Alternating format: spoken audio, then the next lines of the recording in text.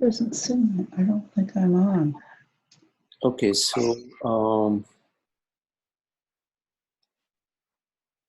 as you know, during this meeting, you're welcome to pose whatever questions you feel, and you can do so by speaking a question or writing it in the chat box.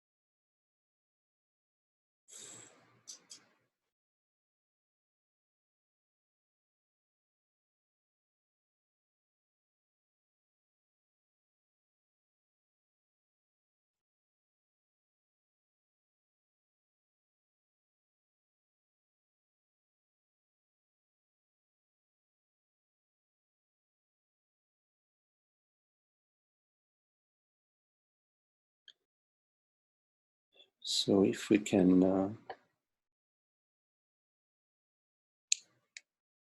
simply turn our attention to resting as being.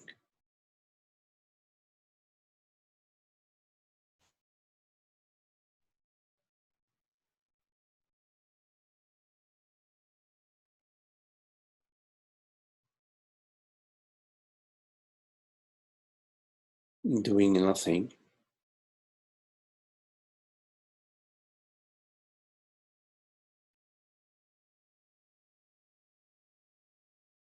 Noticing whatever is appearing, whatever is arising, without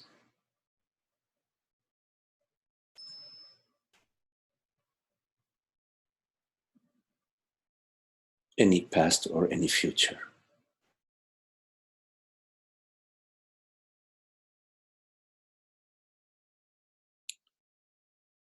In not knowing, noticing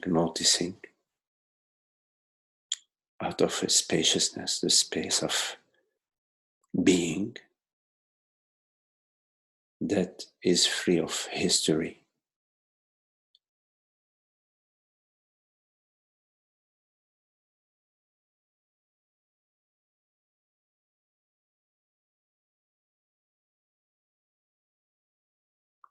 Every moment being freshly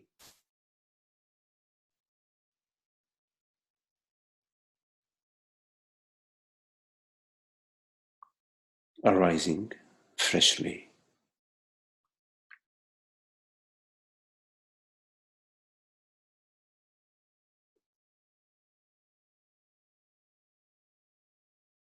Being met without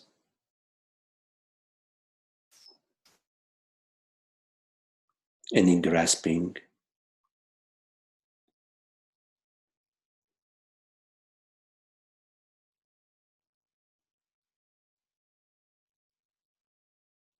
without any seeking.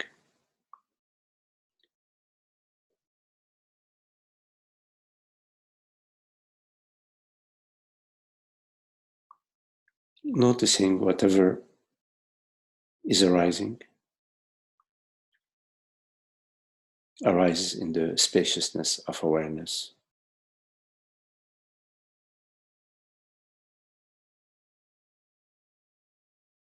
As it is.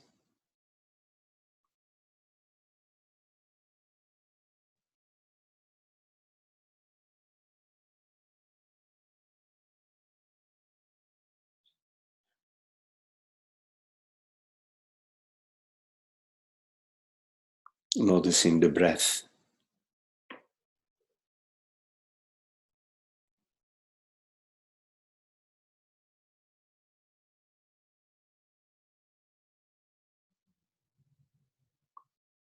sensations throughout the body.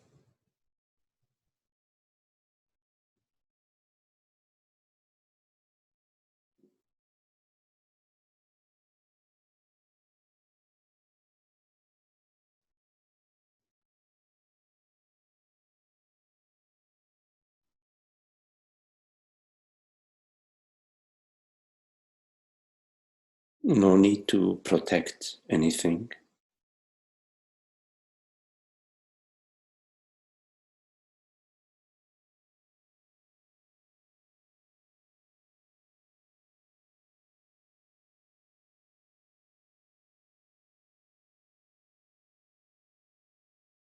No need to judge.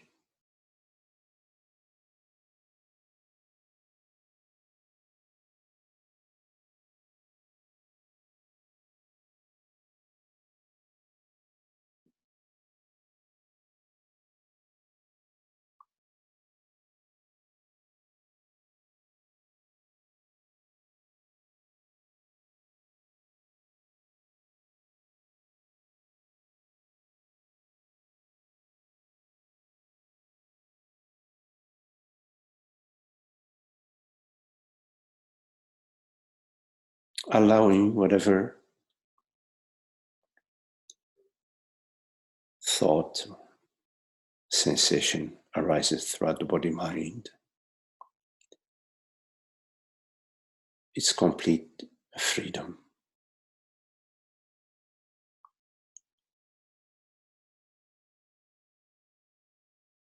Meaning recognizing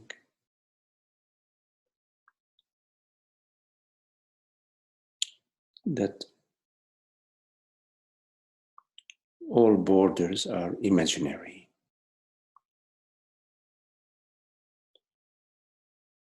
The impression that there is something happening to me appears to be as a thought.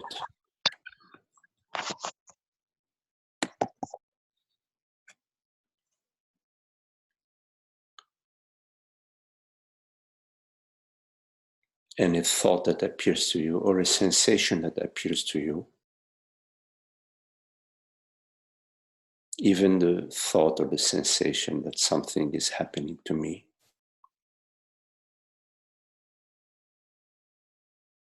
is like a cloud that appears like in the shape of a dragon.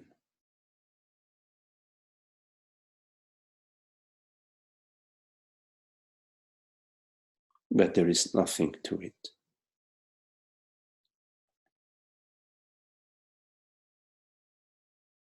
In this moment of being,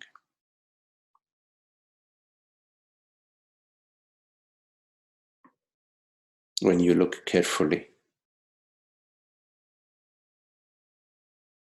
you will not find a separate somebody. You just find this aware presence.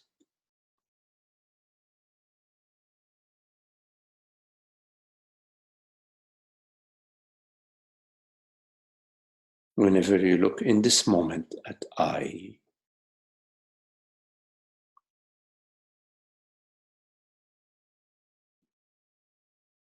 you find this transparent, aware presence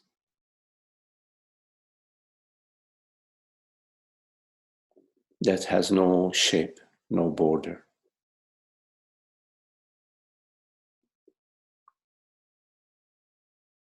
When you refer to I as the body,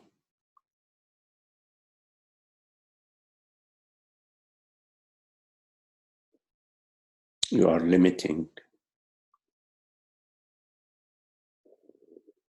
I awareness. I, the formless, borderless mystery of being. You are limiting it to what you imagine the body to be.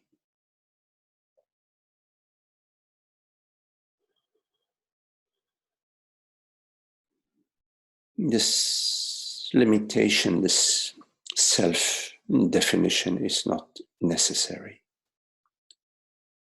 In this moment, you do not need to define yourself. To perceive this perception, to be what you are, you do not need to define yourself. You do not need an image of yourself or of another. You do not need any past or future in this moment of presence. So you can relax your body-mind, invite your body-mind to relax as itself.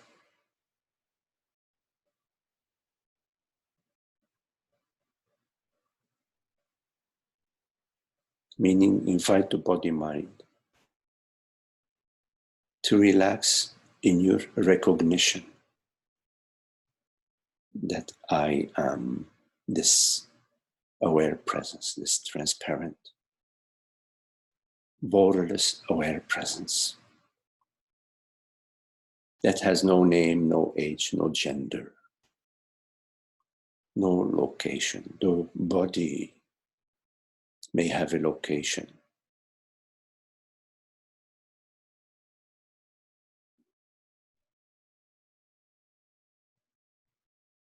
but that which I am, that which perceives, that which is the aware presence, has no location.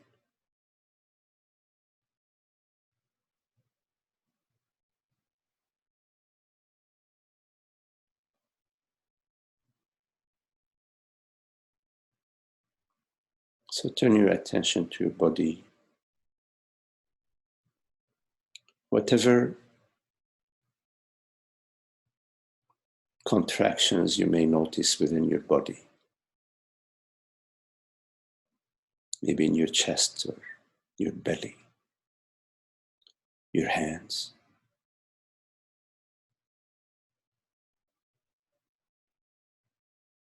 without any judgment.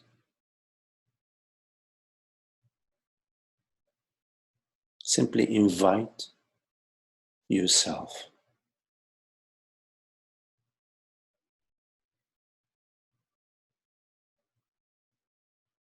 invite this contraction, which is just a sensation,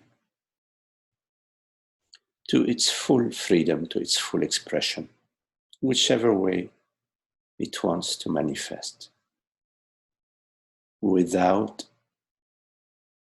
exerting any effort, without exerting any control. A loving, gentle,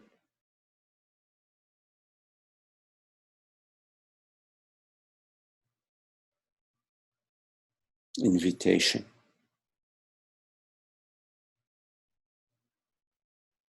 not in order to try to feel better, not in order to improve your situation,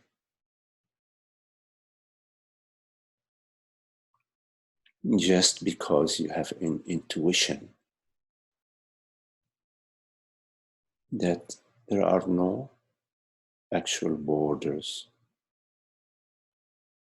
that there is no threat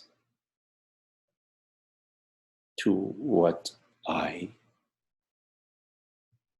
this aware presence, there is no threat to I consciousness.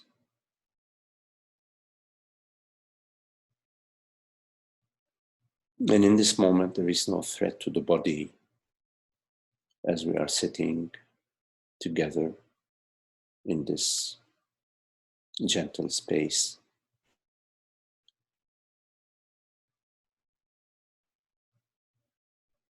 So the body-mind can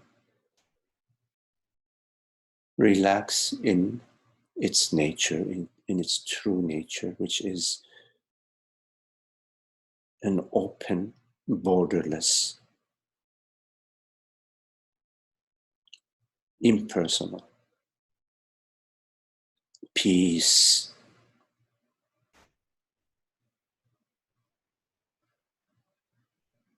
The peace of being, not being somebody, no need to be somebody.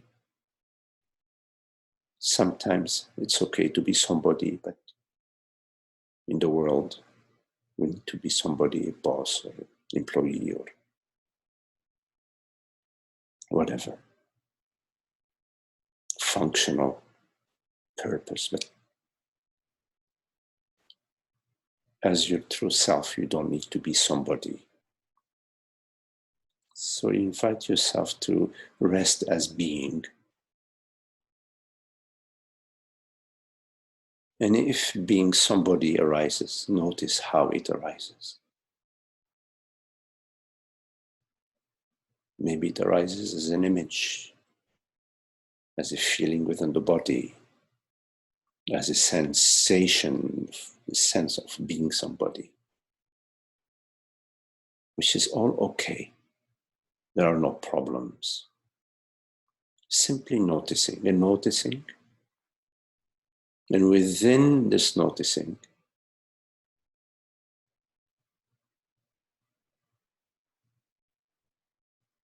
there may be the understanding that I am not what is perceived. I am not the sensation. I am not the perception. I am not the thought, the meditation. I am not the image that I perceive. That I refers to this aware presence, the peace of being.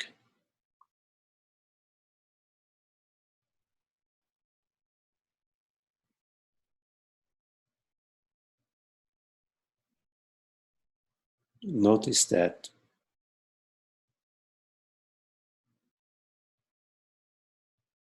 as you perceive this perception right now,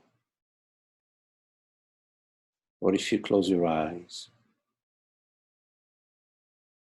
and the perception that you were perceiving a second ago is no longer there, I awareness is still the same I.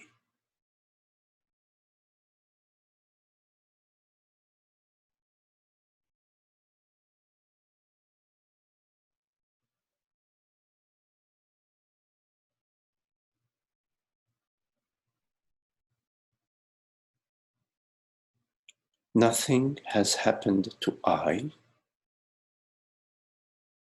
whether an image appeared or no image.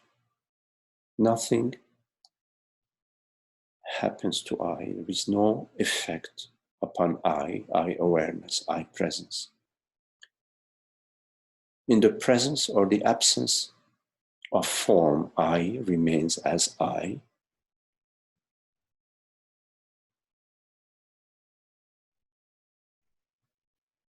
Whether the thought of your mother appears to you or the thought of traveling to Africa arises to you, or whether no thought arises to you. You, this aware presence, remain as you are.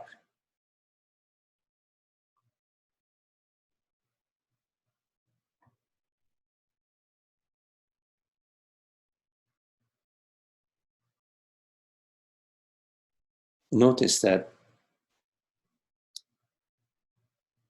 whatever thought or perception or image arises to you,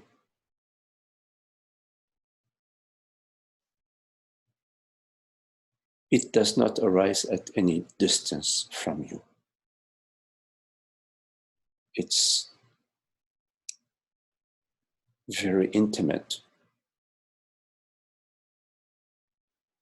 with yourself. That in fact, you awareness are experiencing yourself as an image, as a sensation, as a memory, as an oak tree, as a perception. That there is no distance between yourself and your perception. Like in your night dream, you dream yourself to be a butterfly or a pink flying elephant. You dream yourself to be a bird. You dream yourself to be a 10-year-old girl. You dream yourself to be a horse.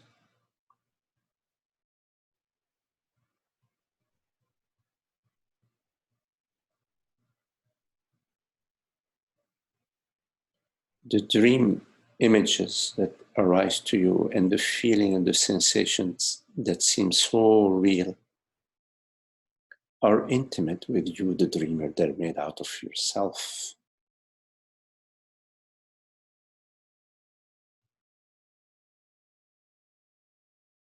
The reality of all your dreams is you, the dreamer of the dreams.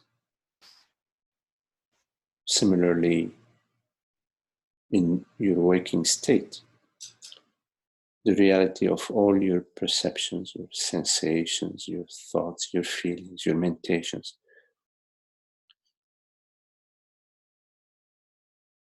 is I awareness, I consciousness. And the character that appears that you are within the dream is a character of your dreams. You are the dreamer of that character. And via that character, you experience the world, body, mind. And having forgotten that you are the dreamer of that character, you also experience the sense of separation and the angst of limitation and personhood.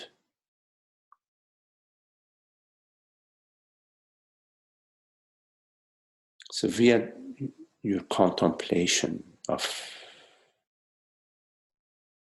the reality of your experience, you come to the understanding of what I truly signifies. That the I that was this separate bubble of personhood is not what you truly are.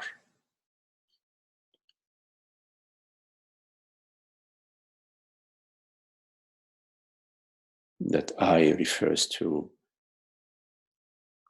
aware presence, consciousness, beingness. And that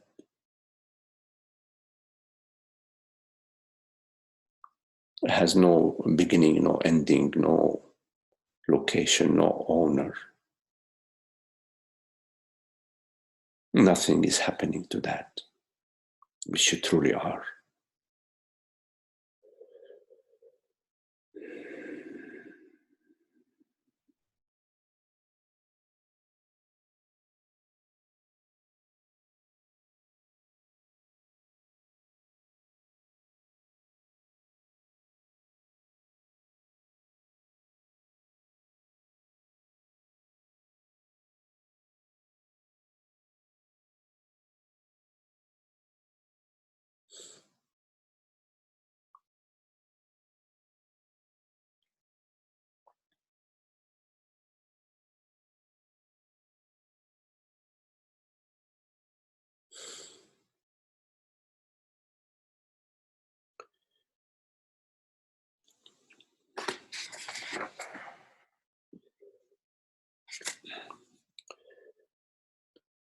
So we can use the rest of this meeting to address whatever questions you may have. I have one question that was sent to me, which I will address at some point during the meeting. You can address your questions by speaking your question or writing your question in the chat box. And sometimes you may have to unmute yourself if you are muted to speak your question. So any questions? Yeah. I basically, just the fear coming up around the coronavirus, especially since I'm in the older person category.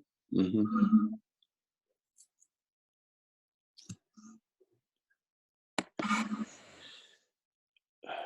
Yes, Trish. I think this fear is not just for the older category. It's Everyone, yeah. I'm feeling it's everywhere. Yeah.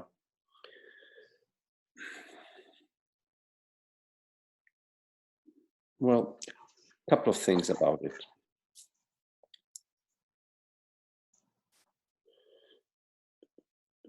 First, it makes sense to educate yourself about the situation and to take whatever precautions that that you can take. Yeah, not done that. Yeah, in order to, that's your responsibility for yourself and for everybody. In terms of the fear, first, it's helpful to understand that as a dream character, meaning as a person, as a man, a woman, as identified as a body-mind, there is no way around the fear. The fear of mortality comes hand in hand with the belief in birth and death. So the belief that I am this body-mind is unchallenged and comfortable when all is well. That if there is an earthquake or there is a virus or there is old age or there is sickness or some calamity, then you will find two things. First, that there is a natural tendency for the body to sort of contract in terms of preserving itself. There is a sense of preservation within the body. That's at the physiological level. But then there is a psychological dimension, and this is what I think your question pertains to. Yeah. The psychological dimension of, my God, what's going to happen to me? Am I going to survive? Am I going to get sick? And I hope I don't, and I pray to God that I don't, etc. So that goes hand in hand with being a man or a woman. The fear of extinction, the sense of lack, and the resistance and the seeking. That's what the sense of unhappiness is made out of. Now the question is, okay, well, what do we do now that we have this understanding? Now this understanding, you have to go deeply into it, because you can understand that and say, okay, fine, well, now how can I feel better? So you're still maintaining the I, the me, Magdi, me, this body, mind. How can I feel better?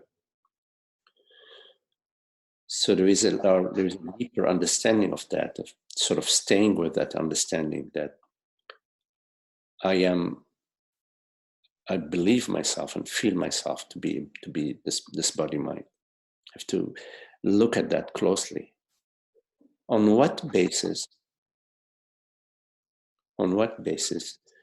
do you believe that you are the body mind? In other words, what substantiate that belief? outside of being a belief, what is the evidence that you are the body? You need to take a close look at that. The body appears to you. It appears to you as sensation, bodily sensations, as images, as perceptions. You look in the mirror. You look at your hand, you look at your thigh, you look at your leg. What is the evidence that you are that which you perceive? You feel you are the body. Now the feeling is a mind. It's a feeling. When you look at the feeling, it's made out of a mixture of sensations and thoughts. There is the feeling is not an evidence. It does not constitute any evidence that you are a body. The belief that consciousness is limited to the body or depends on the body is not there is no evidence for that. Because when the body disappears in deep sleep, for example, you don't disappear. When there is no bodily sensation between the sensation, one sensation, another sensation, there is a moment of no sensation. You don't disappear.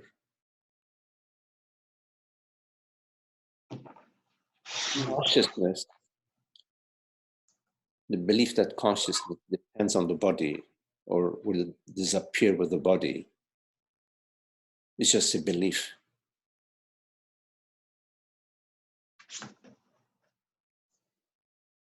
So you need to look at that. Because as long as the belief remains on board, it hasn't been looked at sufficiently closely and with determination and perseverance, it will continue to haunt you. You will continue to feel that there is something personal that may happen to you. The other point that I wanted to make about this fear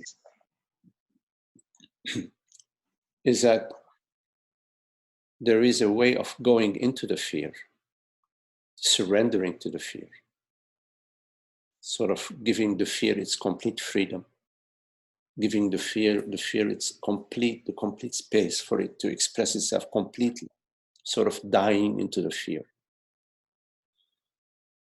Because it's very difficult when you're contracting against the fear to be able to examine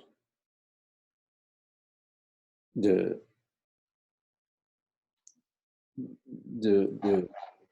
what's unfolding for you, because you are too busy contracting against it. Your attention is drawn into the thoughts and the feelings of how can I survive this? What's going to happen to me? So it's helpful to allow the fear, okay, own it, live it, allow it to be, so that you free yourself from having to battle with it. So yes, I can sense the fear, I feel the fear, what is it?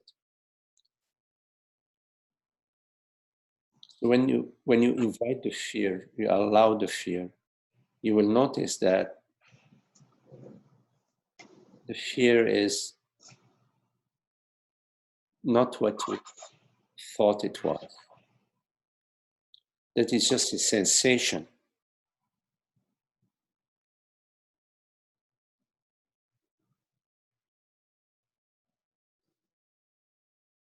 with this immediate what's going to happen to me.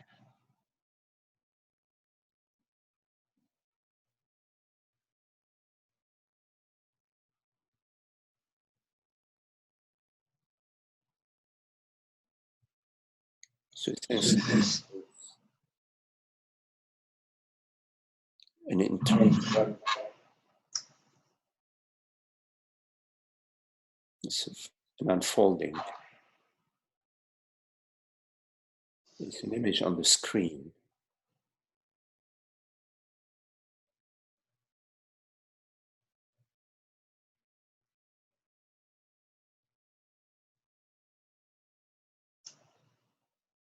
You see, as you believe you're overlooking your true nature. You're overlooking awareness.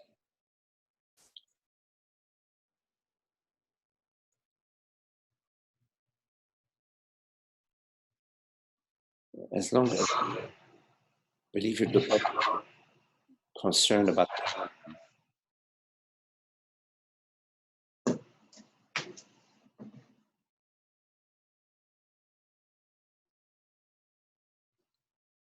you're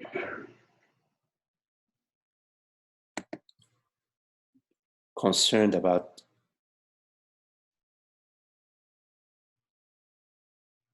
what's next, what's going to happen to me next, what may happen to me next.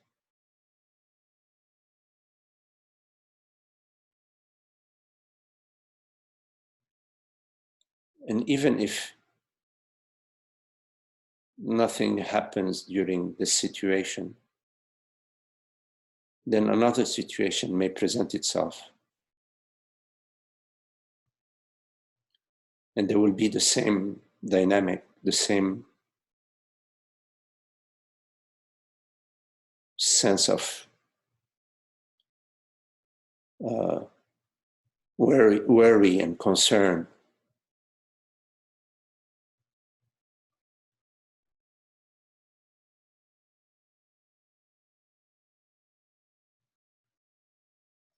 How can you be the body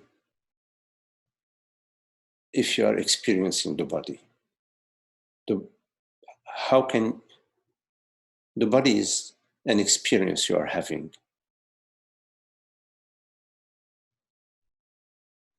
Like in your night dream, you being a butterfly it seems very real. It's an experience you are having. You are a butterfly. Or maybe in your night dream, you're a 4-year-old man, you're the mayor of a village. The experience feels and seems very real. But how can you be defined by an experience you are having?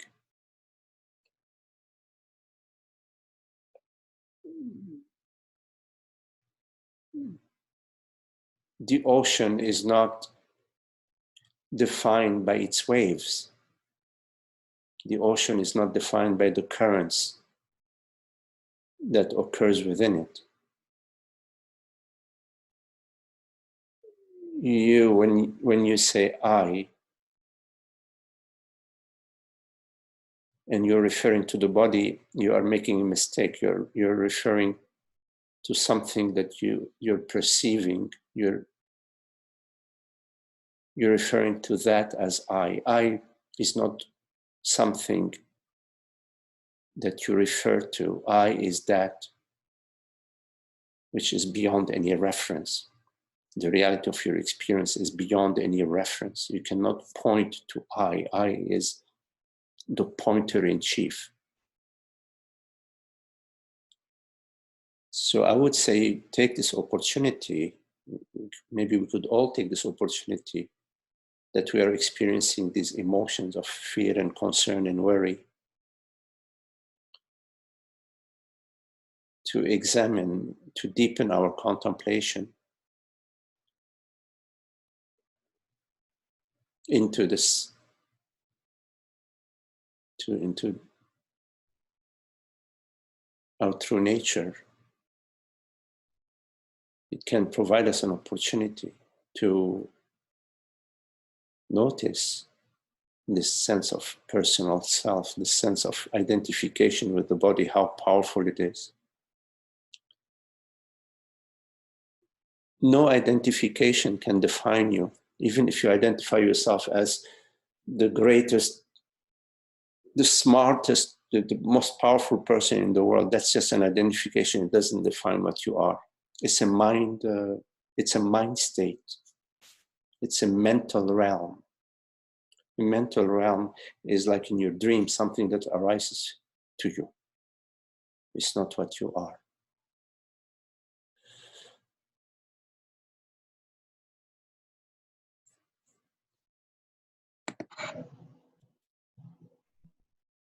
You follow? Yeah. No, it's right on.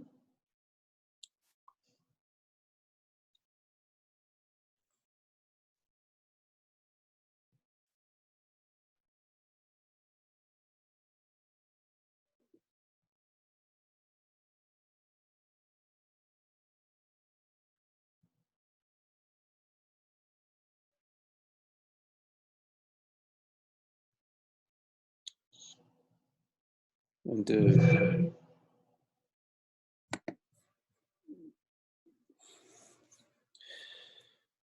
your contemplation, especially in this time of mass worry and concern, is really important because it can bring some peace into the space. You know, its consciousness is borderless. So your own peace, your own contemplation is helpful for everybody.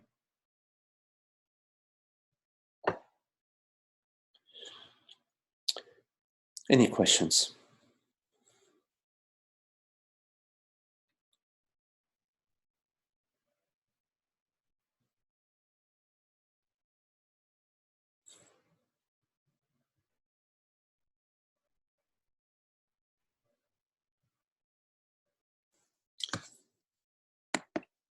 Hello, Ananda. I see your message. You write, sometimes what seems like current fear is actually just an echo, a memory of a time when there was actual fear.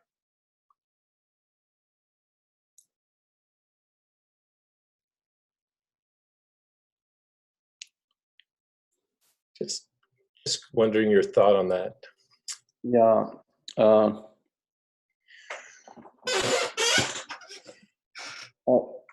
What is catching my attention in your statement, Ananda, is the word actual.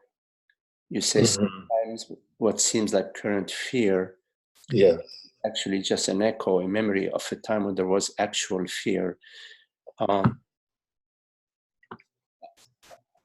somehow sense there is to share with you that I don't know what actual fear is. The word actual, fear is, let's say, an energetic vibration, right. That it's a body-mind vibration that is connected with the feeling and the belief that I am a body-mind, that there is something, that there is somebody, that something is happening to somebody, something may happen to somebody. There is no actuality to fear because there is no actuality to that belief. actual is borderless presence, is this borderless awareness, this unific field of being. It is the only thing that is actual or actually is. Yes. Yeah, Yes. yeah. Yes, yes. So the non-actual cannot be referred to as actual. Only Conventionally, in some way.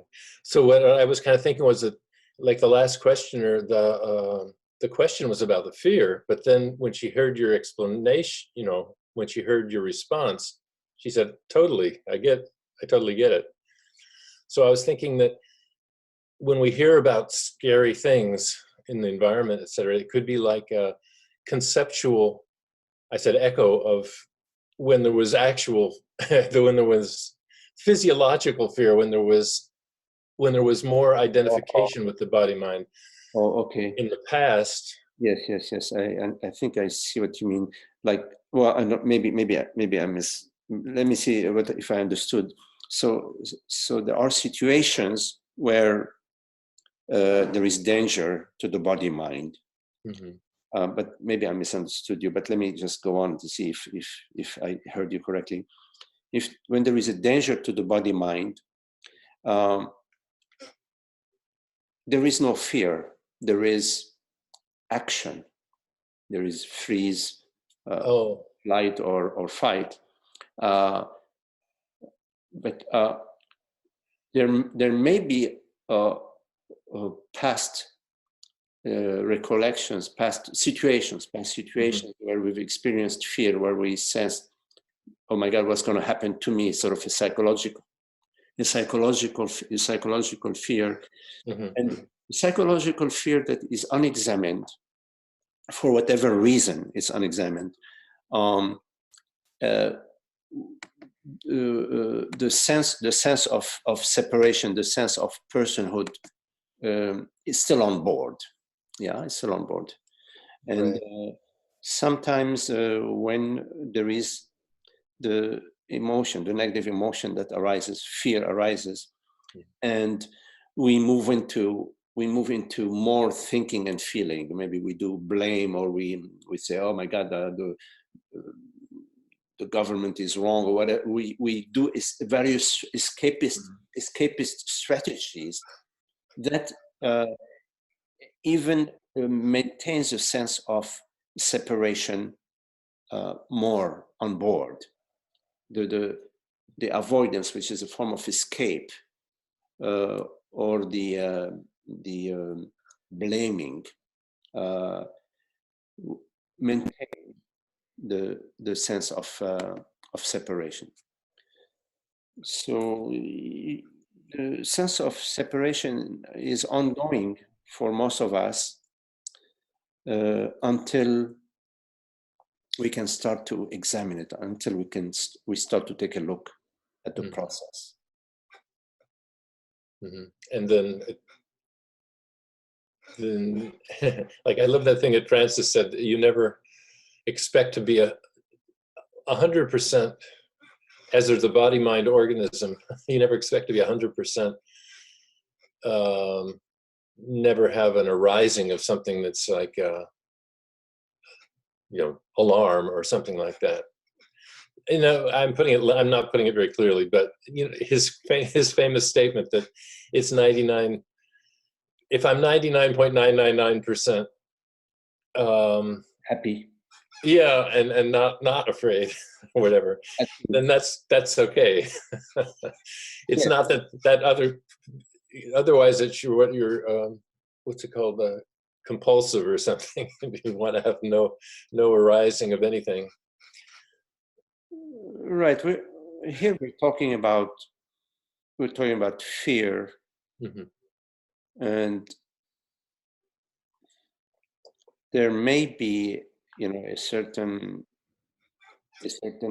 sudden sense of tightness or contraction within the body mind when you think about, what's going to happen to me, but it's consumed in an instant. It may arise and it's consumed in an instant. Mm-hmm. While fear it has a longevity to it. It has a certain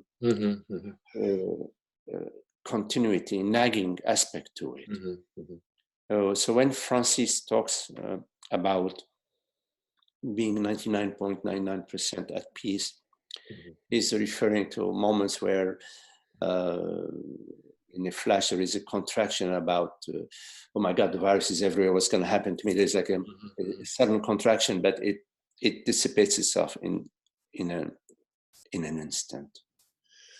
So I think I may have mentioned this to you before, because it was quite a striking experience I had last time I visited my parents in Houston, Texas.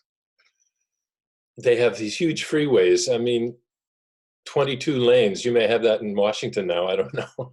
22 lanes of, if you include the entrance and everything, the entrance lane. So I was kind of unprepared for it. So I was driving home from the airport, dropping somebody off, and my GPS failed. I think the phone went dead for some reason. So I couldn't figure out where I was going. I couldn't even figure out how to get off the freeway, kind of.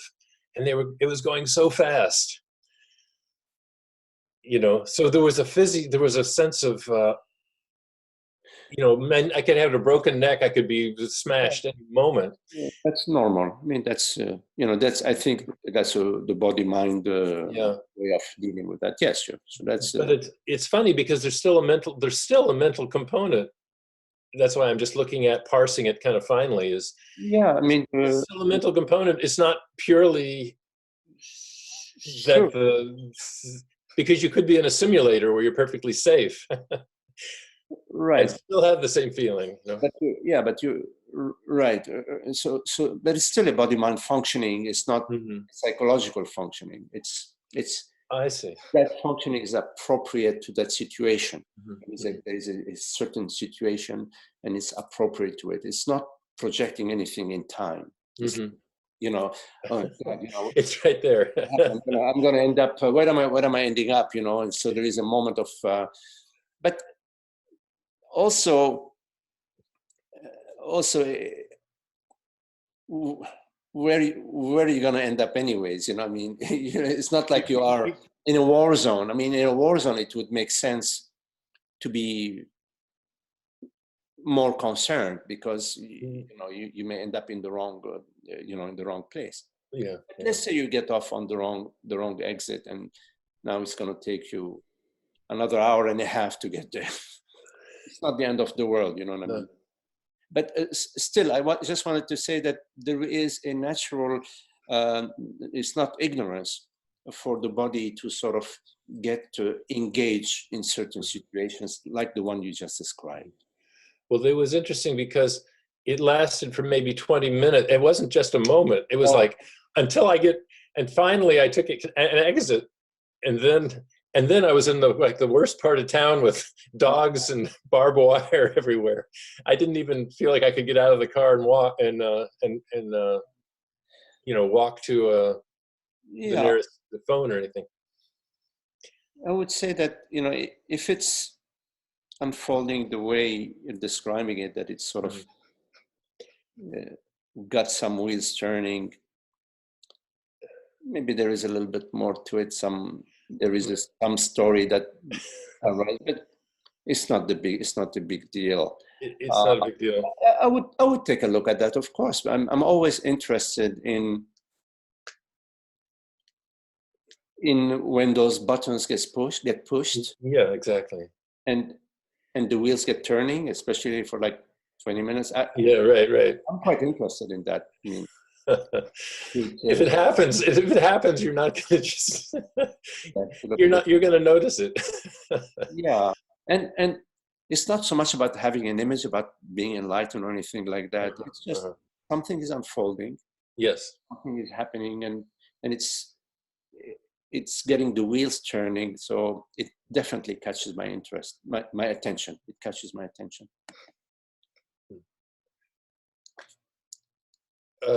Yes. Okay. Thank you. Okay, Ananda. Nice chatting with you. Hello, Frederick.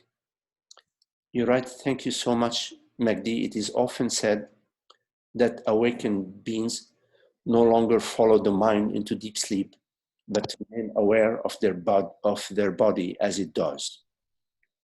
Is this your case? If so, when would you say this became clear to you? Can you describe this to us? Namaste and love always.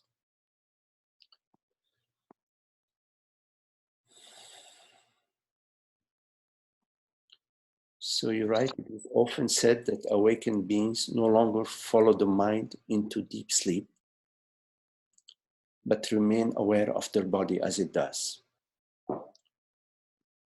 What I would say, Frederick, Yeah. sorry, speaking your name.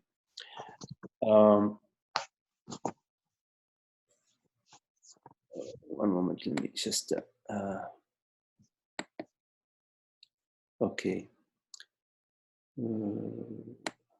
Okay, what I would say about your question is that the peace that we experience in deep sleep,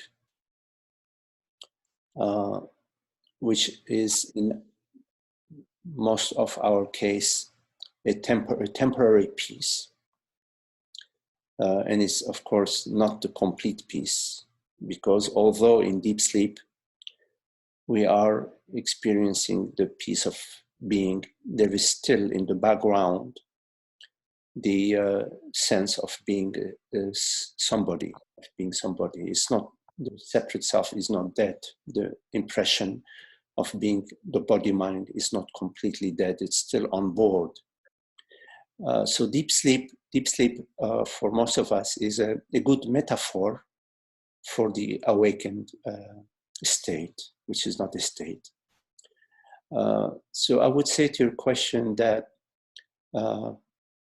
that Sahaja Samadhi, which is the being established as the self, is akin, is like being in deep sleep 24/7, but without any sense of separation lurking in the background. There is no more background. There is no more anything lurking in the background. And it is being awake in the wake state, let's say, but as in deep sleep. So you are the deep sleep state is awakened, let's say. Right. So you're no longer experiencing states, but this does not mean that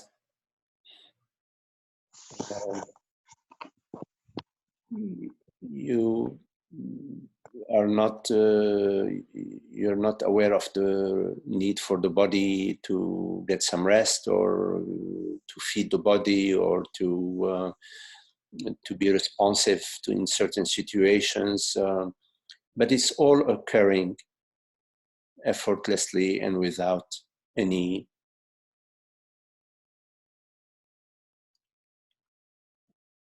happening to anybody. Right. I would say is the case. This is our true nature. This is what we are. This is what we truly are, behind the veils of ignorance, behind the veils that basically say that there is something at stake, that there is something that is happening to me. Behind that veil, that is our case, all of our case. And yes, at some point in time, the veils thin out, and eventually they are gone. They are no longer veils. Right. So you go on, if so, when would you say this became clear to you? I would say that this became clear to me. It was gradual, but it became clear to me when I was in my conversations with Francis Lucille, with my teacher Francis Lucille. Okay. At some point, there was this sort of dissolving and merging. It was yes, it was around that time. Can you Okay. describe this? Describe this to us. Well, you already did. You Yeah. already described this to us, so don't worry about it. I mean, Yes. thank you so much. You Yeah. know, and yeah, and I think I expressed my question incorrectly because what I think I wanted to say is that basically what I understand is that awakened beings are basically become no longer go to sleep with their body, but they basically keep aware of their body as it sleeps, whether it's dreaming or in deep sleep. They're no longer I mean, so I was just wondering, you know, for me it's like a mystery how this is possible and how because obviously every time this body goes to sleep, it's a complete blank, and you know there's the piece of deep sleep, obviously, which happens, and it's awesome, you know. And then you wake up in the morning, and then you get back into the grind again of the mind and stuff, and so for me, it's still because I haven't had this clarity come to me. So yeah, for me, I'd like to understand how what it feels like, you know, to be completely no longer sucked into the mind as it goes into, you know, dreaming and deep sleep and so on and so forth. Yes, yes. You know, it's an experience of peace. It's like when you go to the beach sometimes and you lay down, you know, you're on vacation, you lie down on the beach and you sort of like you're not thinking for a moment. Maybe there may be some thoughts, but at some moment you sink into this peace. It's a peace. It's an experience of peace that is uninterrupted. In terms of the sleep, it's like there is a dissolution, sort of a sinking into the sweetness of the body-mind dissolving. There is something really sweet about it, about the body-mind dissolving. Right. Oftentimes when we go to sleep, the body starts to dissolve, but the mind keeps turning. It's like we're habituated to thinking about this and thinking about that. Yeah. So it's and at some point, you know, of course, the mind also has to come to rest. It's a good time when you are going to sleep, Frederick, to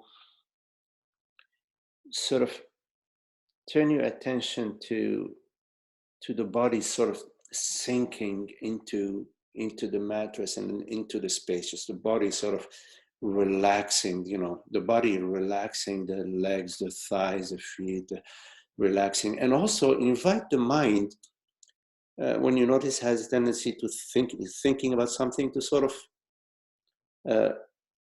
leave it for later, let it go to resting. Sometimes people have, especially when you have some work, business on your mind, they take a little notebook and they write the things on the notebook so that they don't have to think about them, take them in, you know, with them in their sleep. They can sort of put them on paper. You can pick it up tomorrow, the next day when you wake up. But invite your mind to sort of groove, to savor being, just to savoring being. Of course, keep in mind that the contemplation of true nature takes place in the waking state, like right now. Right. So it will carry over in your sleep. Yeah. But it's helpful to also invite yourself to not to relax your thinking, to relax your mind, invite your mind to rest.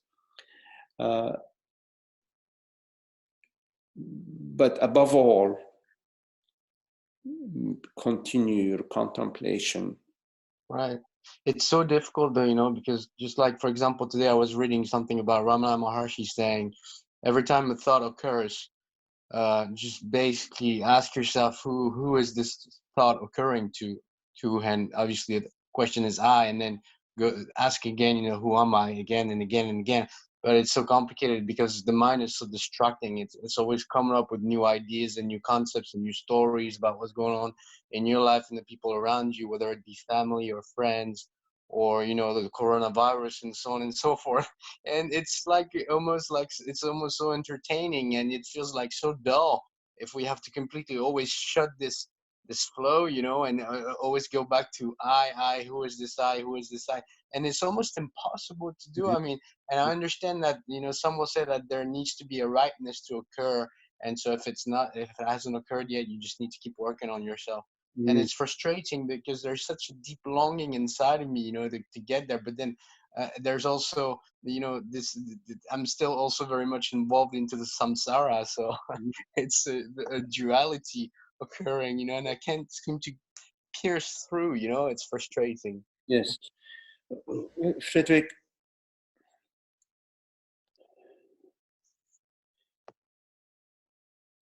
so it's not about getting rid of the samsara, getting rid of the thoughts, the feelings, and or what's happening in the mind, but noticing that there is the mind, there are activities, mind activities, but there is also awareness. In other words, mind activities are not a problem. Just let them be. They're occurring, whatever they are. But notice, and it's possible to notice. Right. Yes, there is mind activity. Like right now, for example, there is a conversation. Right. But there's also awareness. Yeah. Just to sort of take a look at that, you know, to invite yourself to notice that, yes, there is all this stuff. There is the thought, there is coronavirus, there is my uncle, whatever there is, my employee, whatever there is that's happening, my body. Sure. But there's also awareness. You see, awareness is always there, you know, awareness. Like, and awareness, what's fascinating about it is that although the body mind, what you call samsara, keeps on changing and arising and arising and arising, awareness is never arising. It's always there. It's not an arising, you know what I mean? Yeah. We notice it or we don't, but when we notice it, we notice, oh, it's not an arising. It's always there. Well, if you don't mind me, for me it seems to be an arising because whenever whenever the body goes to sleep at night, awareness seems to disappear at this point. You know, it goes into deep sleep and so on, and boom, it's no longer there. I feel like I become totally unaware, and then when I wake up in the morning, boom, it arises again, and I become aware again. You know, of the body. Yeah, sorry to interrupt you. When you go to sleep, it is not what dissolves, what disappears is the world, the body, and eventually the mind. Yeah. Those disappear.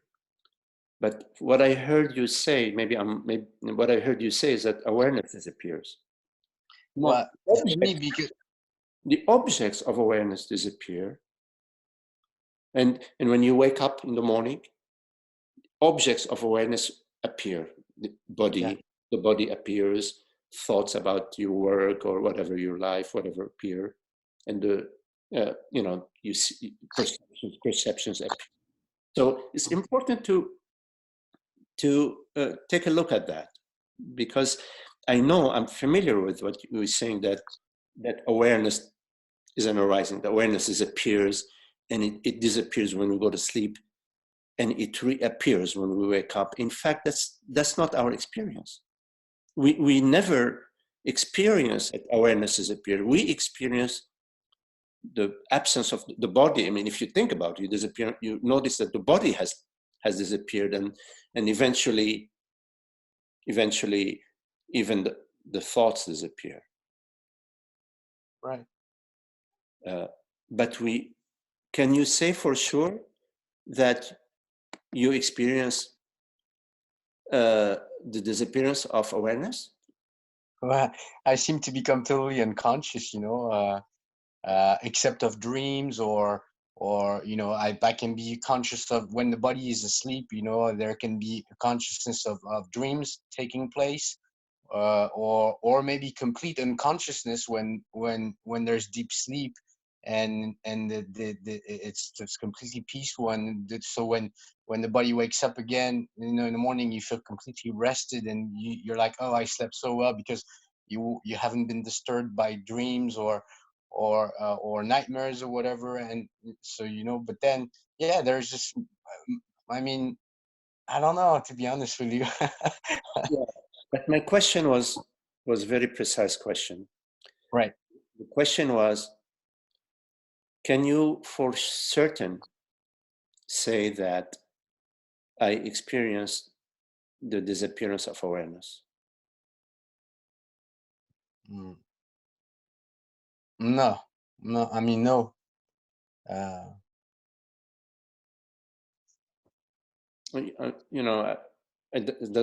Ask yourself that question for yourself. It's an important question because, many of us believe that, oh yeah, awareness disappears, but then we ask ourselves the question. It's an important question, I think, to ask ourselves.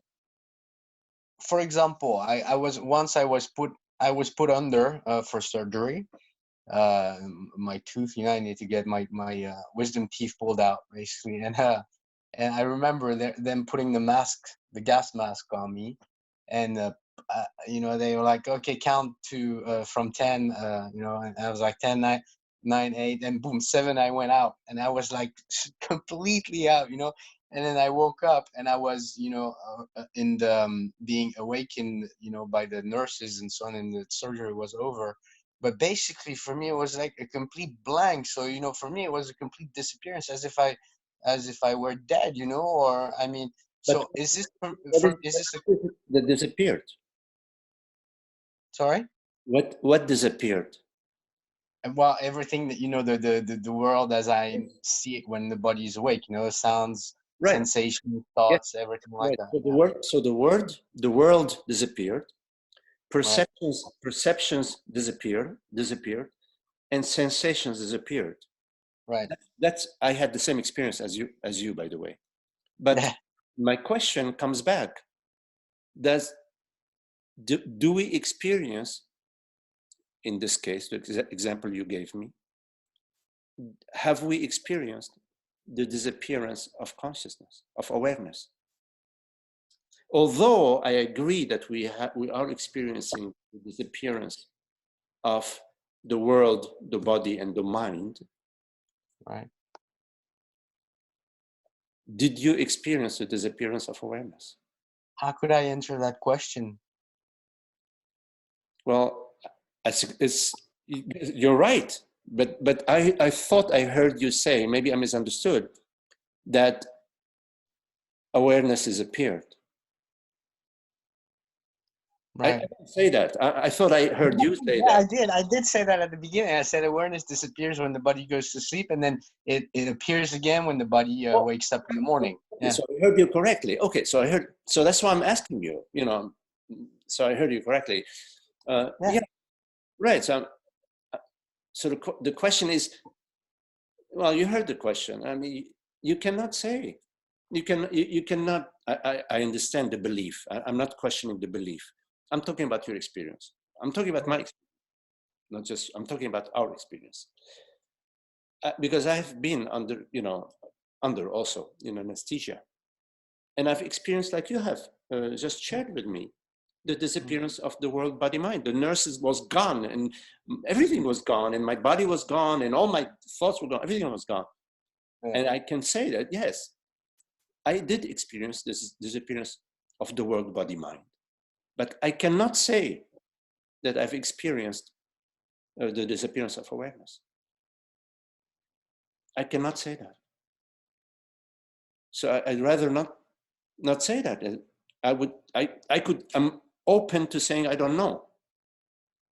But I'm not open to saying, yes, I experienced that, because I would be lying to you. I would be lying to myself. I would not be speaking the truth of my experience, because I am looking at my experience. I'm not looking at my beliefs, you see. It's a different thing, Frederick. Yeah. And that's very important in our contemplation. It's not about, oh, here are my beliefs, here is your belief, here is who has the strongest, the most convincing beliefs. No, that's not about that. It's truly an inquiry. It's an investigation in our experience. So hang out with that. Hang out with that, yes? Because we don't have evidence, nor I nor you, I know that. We don't have evidence of the disappearance of awareness. So I invite you to consider the model that awareness is not something that we've experienced the appearance or disappearance of. So therefore, nor can we deny awareness, because right now we're aware. We cannot deny it.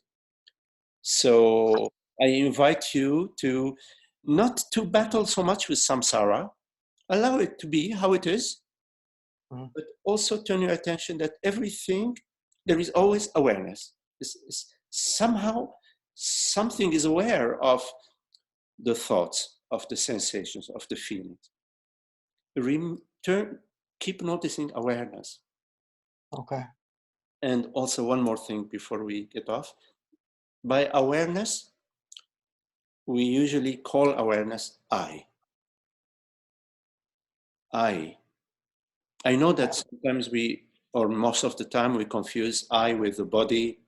I Magdi, I Frederick. I know that we do say that, but I'm inviting that to consider that by I, we don't mean something that is appearing. We mean always I awareness, not something that appears and disappears. Gotcha.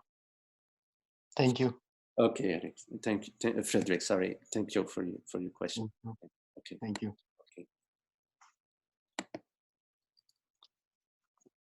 Okay. Hi, Eric. That's why I was calling Frederick Eric. Eric, you write RE, wheels turning.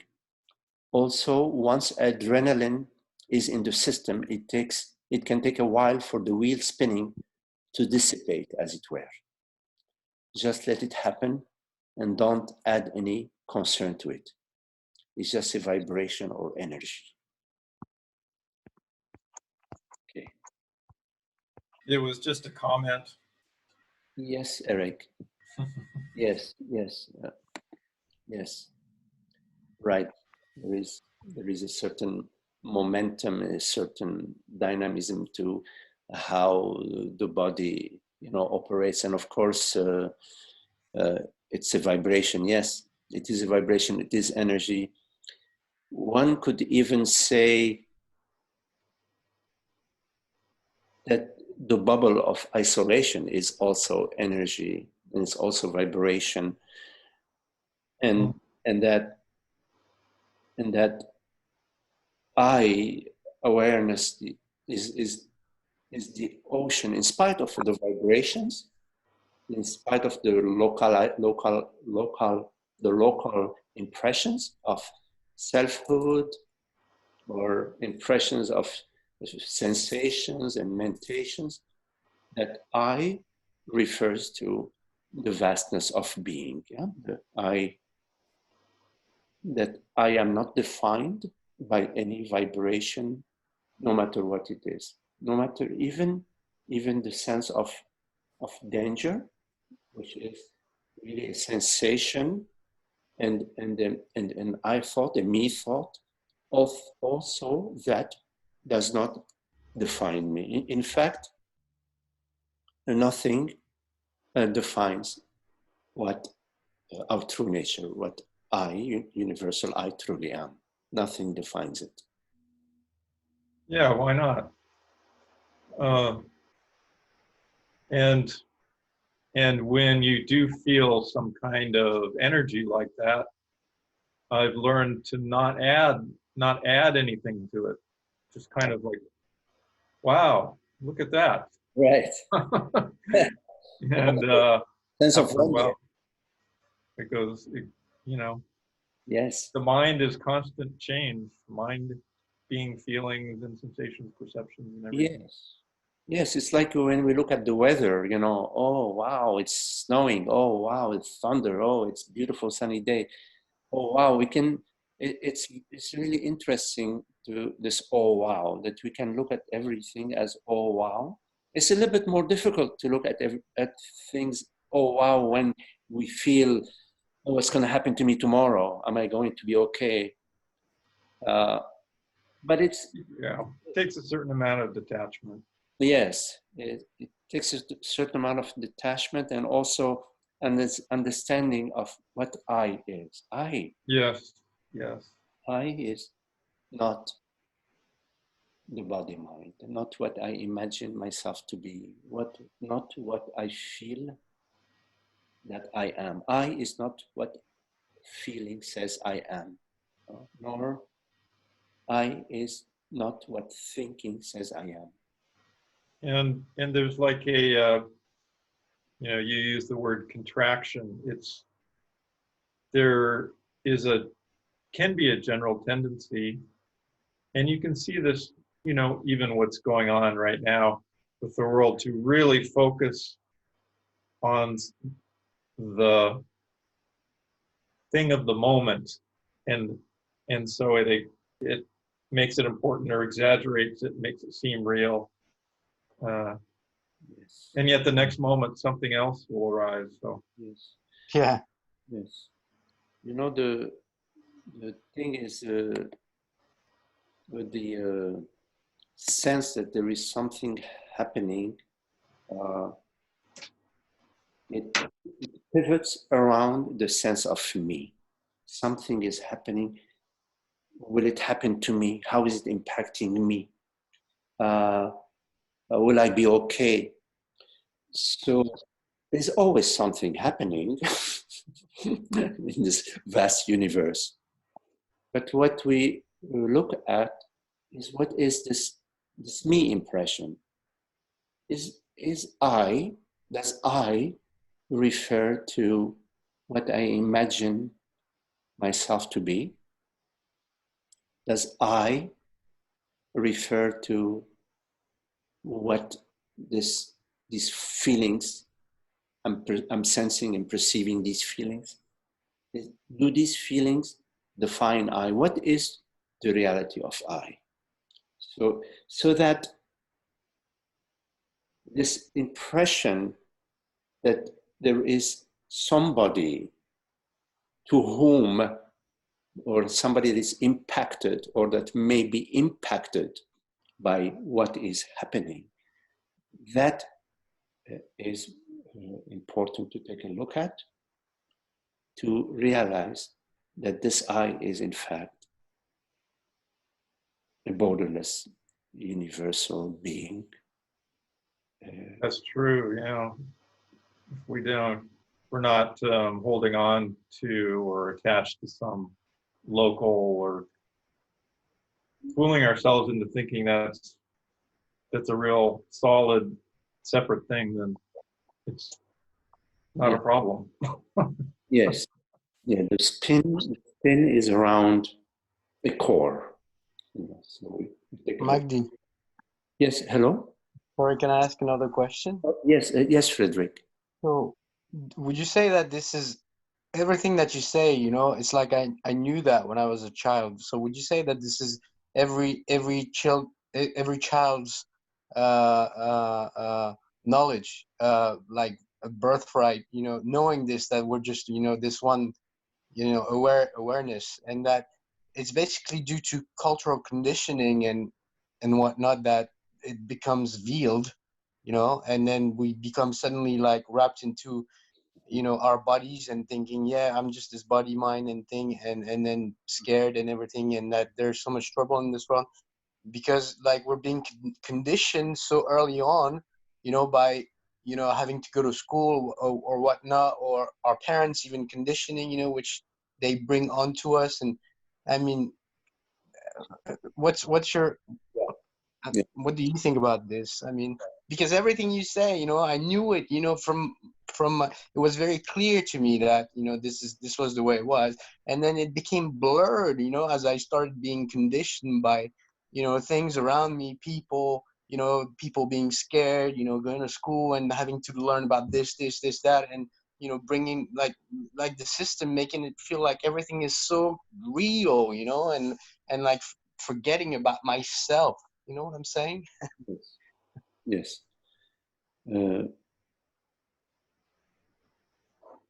So let's say the journey, the spiritual journey, use this term,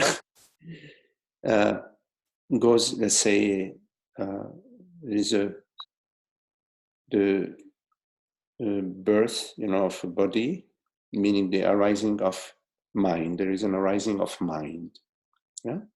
And the arising of mind, let's say the baby mind, is hasn't yet been conditioned, as you say, with the I am a limited self.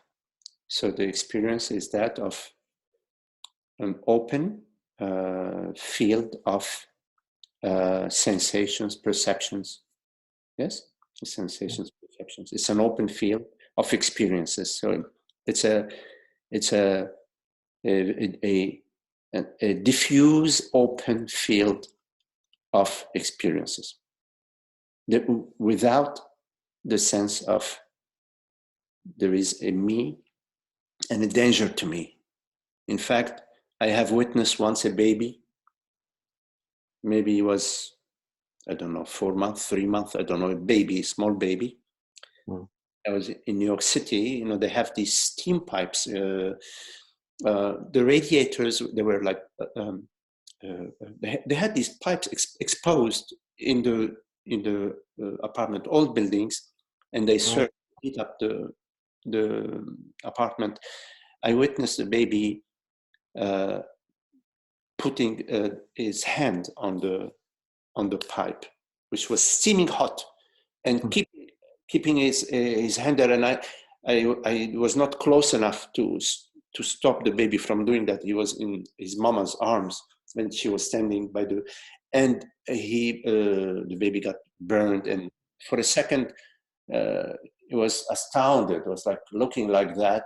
And then after a few seconds, maybe 1 second, whatever, started crying, of course.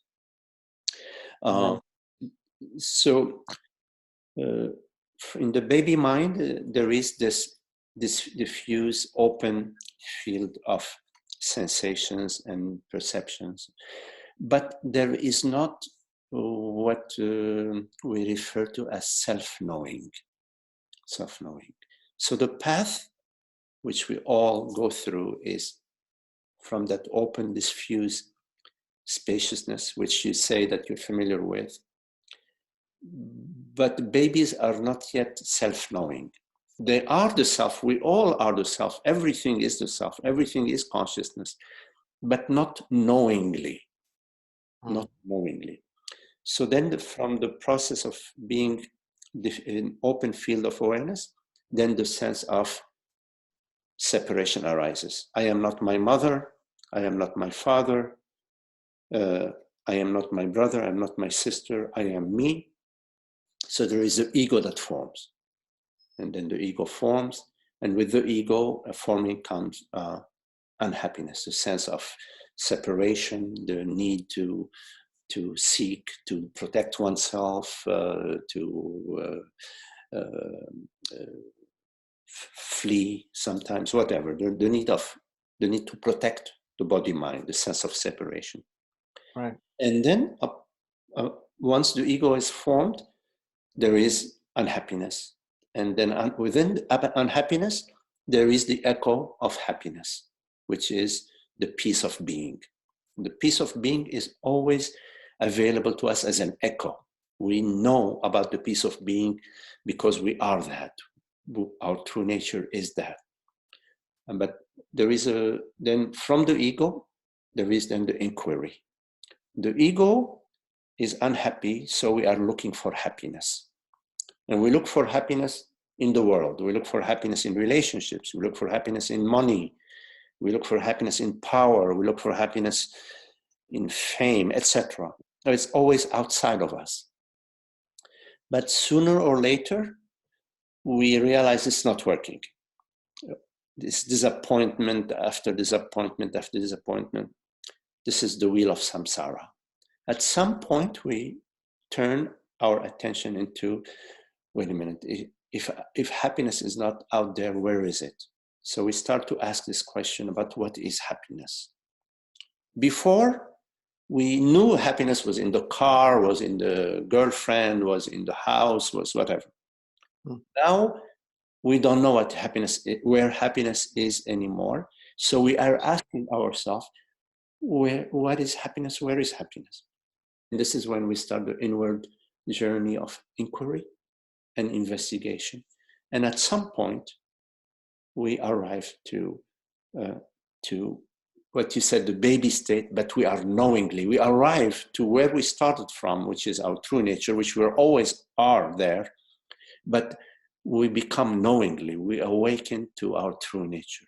So there is a difference between being unknowingly consciousness and being knowingly consciousness. For me, I had insights, even not as a baby, but I'm saying when I was maybe 6, 7, 8 years old, even 9, you know, I had insights into that, into what you're saying, you know. Yes. So Many of us, I think maybe all of us here, or all of us here have some sort of insight or another. I remember when I was, I don't know, maybe 12 years old or whatever, having this insight of a bigger reality and asking my mom, you know, about it. And it was baffling to her what I was asking. And it was really a big bummer for me. I realized my mother doesn't know, which was, I assumed my mother knew everything, you know, I was young. you know, it was the teacher that bummed me out, because when I realized I wanted to have answers on who I was, what was this thing that was experiencing everything, seeing all these colors, all these smells, smelling all these smells and so on. And then the teacher didn't have the answer for that. He only had the answer for, you know, geography and all the things outside of me, but nothing about what is it, you know. And I was pretty bummed out. You know? Because I mean, they were telling me the teacher knows everything, so just, you know, listen to the. Yes. I was going to say sooner or later we meet friends along the way that then we journey together and we benefit each other along the journey. Yeah.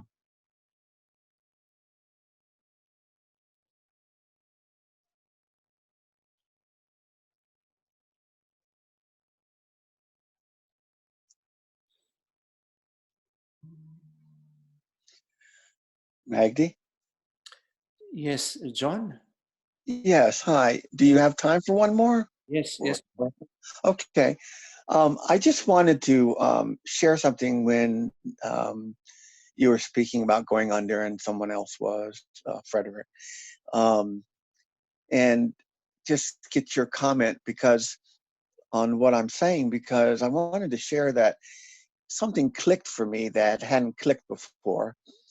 They always say the teaching works with the mind, because that's usually the creator of the ignorance. But anyway, or something like that. But when you were sharing that, I thought to myself, well, sure, you know, when I've gone under, I remember going under.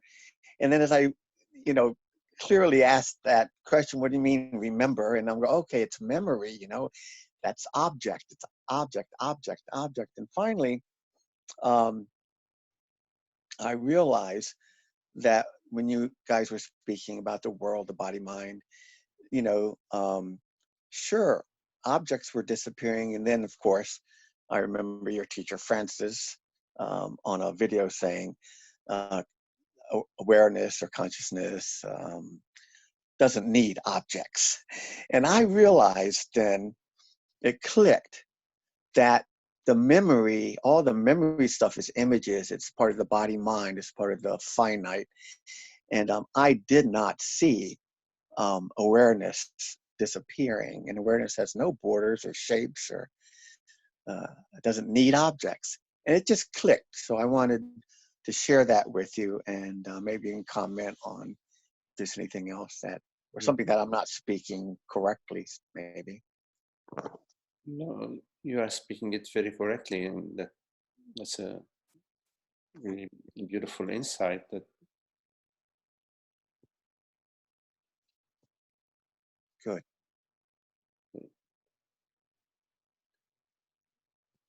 you know, the whole notion that consciousness needs an object, needs a form to know itself.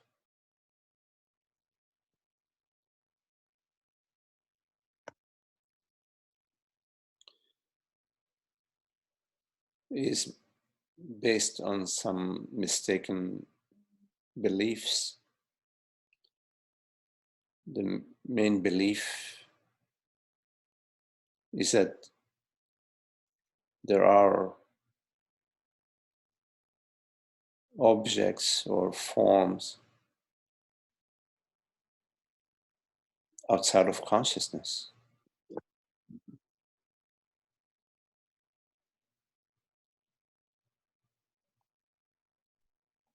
There is nothing that we experience, nothing that we have ever experienced, that is outside of consciousness.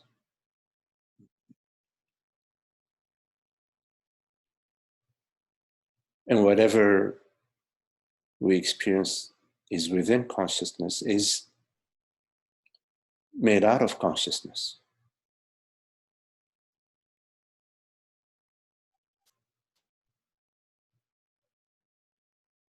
So the premise that consciousness needs objects to know itself is like saying that a woman needs to birth a baby in order to know herself. I don't know. For example, for example, that the sun needs its reflection on the surface of a lake to know itself, or to be the sun. The sun doesn't need its reflection onto the lake, onto the surface of the lake to be the sun. These are just metaphors. Yes. Consciousness is primordial. There is nothing that we know, we've ever known or experienced outside of consciousness. Yes. You know, Meg, go ahead. I'm sorry. Well, just to come to a deep comprehension of that. You know, the error the mind makes, or what I really caught, it seemed to be important, I forgot to tell you. The error the mind made was that the mind made awareness or consciousness an object. So yes, in memory, I say, yes, awareness disappeared. But that's because I've made it an object. Yes. And I realized that probably was a real clicker that went bam. Yes. Right. Anyways, great. Namaste. the mind operates in the realm of forms. Yes. So we dream ourselves to be a mind, and via this dream we are able to experience forms. It's like the night dream is a perfect example. Like you can dream that you are a 10-year-old boy swimming in a lake. So you dream yourself to be a 10-year-old boy, and in order to experience swimming in a lake. But you don't need to dream yourself to be a boy, nor do you need to dream yourself swimming in a lake to know yourself. You do need to dream yourself to be a 10-year-old boy swimming in a lake in order to experience a 10-year-old boy swimming in a lake. But you don't need to dream yourself to be a 10-year-old boy swimming in a lake in order to know what you are. To know what you are, you simply need to awaken from the belief that you are a 10-year-old boy swimming in a lake. You need to come to the realization that I refers to consciousness. I refers to the dreamer of all dreams. Then you realize, oh, I thought that I dependent on my experiences, that I dependent on I meaning that I was a young boy depending on my experiences. Only upon awakening do you realize that what you truly are, that consciousness dreams all dream, but remains as it is, remains as the freedom of being, as the transparency of being, the reality that you are. You are that reality. What you are is not what you imagine yourself to be. What you believe is not what you believe. Beliefs are mind formations. They are vibrations, like Eric was saying. They are vibration, body-mind vibrations. You are not a body-mind vibration. You are universal being, beingness. You are being awareness. You are beyond any vibration. Like the ocean, although there are many currents within the ocean is not currents. Ocean is the ocean. Water is water. Irrespective of the various currents, irrespective of the various waves, ocean is water.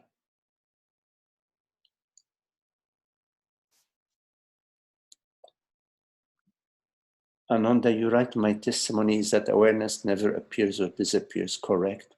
The three states rotate, so to speak, but awareness does not. Yes.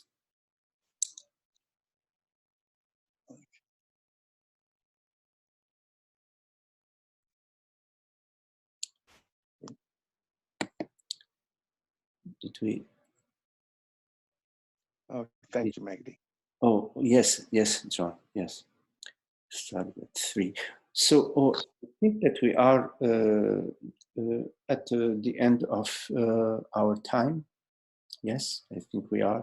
So I thank you all for your company, for your questions, and for your presence. Thank you, Frederick and Ananda. Hello, Elsa. Emmanuel, come stai, Emma? And hello, Emma, Eric. Thank you for your lovely company, Eric and Esther and Ananda and George and Holly and Kate and Renate and Trish and Zoe. And I thank you all. And for the people, I forgot to mention your name, Much love to you all. Thank you all. Thank you, Maggie. Thank you so much. Nancy. Thank you, Magni. Thank you. Love you. I love you too.